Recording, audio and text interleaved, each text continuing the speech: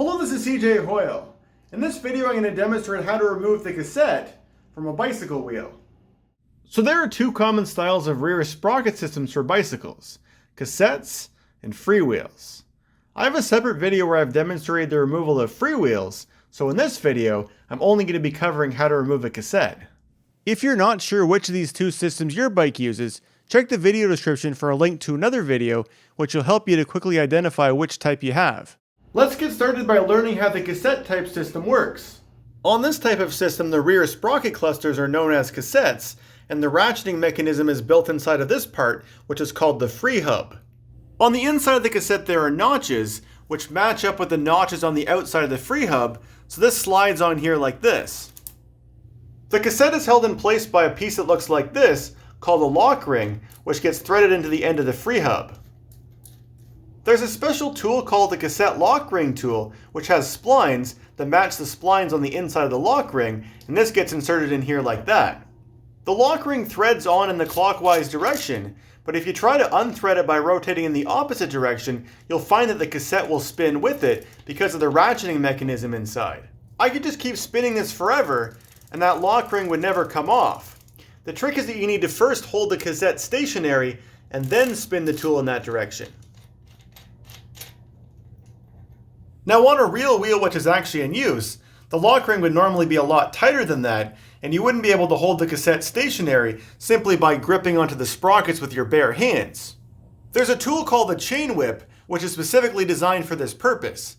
It's a very simple tool, just a metal bar with a couple of pieces of chain connected to it, and it's designed so that the pieces of chain can wrap around one of the sprockets, and you can use that for holding the cassette stationary. So now that we understand how freehubs and cassettes work, I'll demonstrate how to remove the cassette from this bike. I'll start by taking off the rear wheel.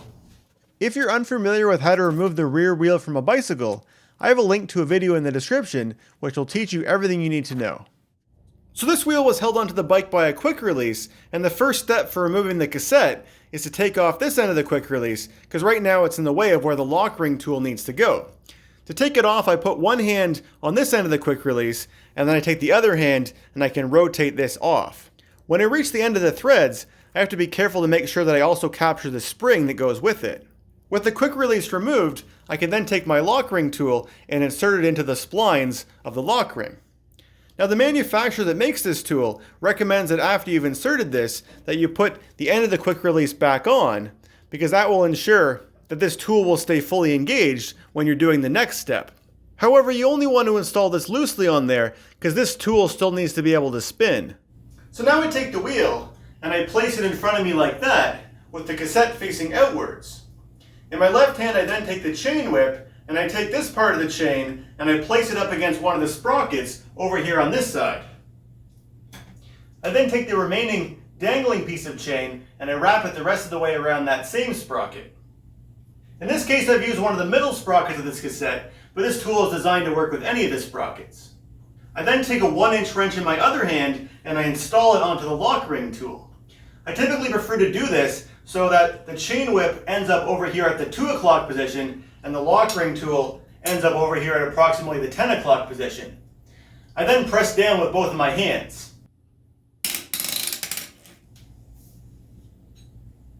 So now that the lock ring's been initially broken free, I can take off this end of the quick release again. Now holding onto the cassette with one hand, I can rotate this tool off the rest of the way. And there that lock ring's removed, and if you look on the inside of it, you can see some ridges, and that's why it made a clicking sound when I was breaking it free with the wrench. With the lock ring removed, I can pull this cassette off like this, and I've successfully removed the rear sprockets from this wheel, which was the goal of this video. On this cassette, all the sprockets are clustered together, with the exception of the smallest one, which is separate. If I flip this over, I can see on the back that all these sprockets are riveted together, which means that this is not designed to be taken apart further.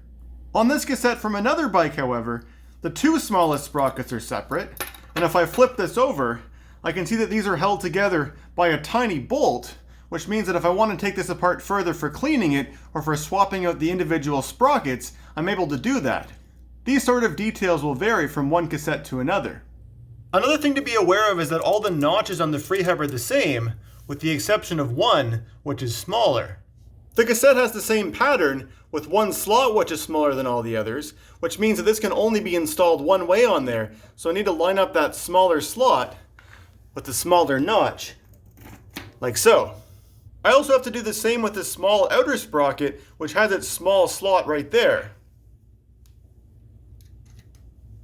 Before reinstalling the lock ring, it's a good idea to clean the threads of the lock ring, as well as the threads that are on the inside of the freehub, which I do by wrapping a rag around the end of a small screwdriver. To help make it easier to remove this next time, I'm going to also apply some grease to these threads. Now the lock ring can get installed back into the end of the freehub, and the lock ring tool can be used to tighten it up.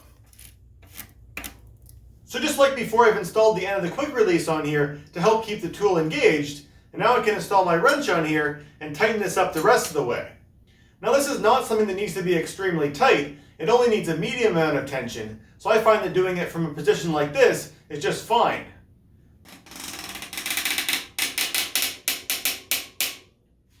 This lock ring actually says on it that the recommended amount of torque is 40 Newton meters.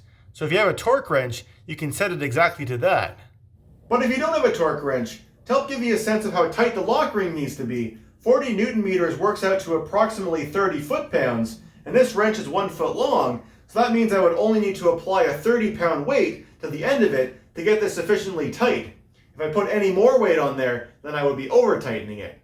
Anyway, that concludes this tutorial. If you have any questions, please let me know in the comment section below, and thanks for watching.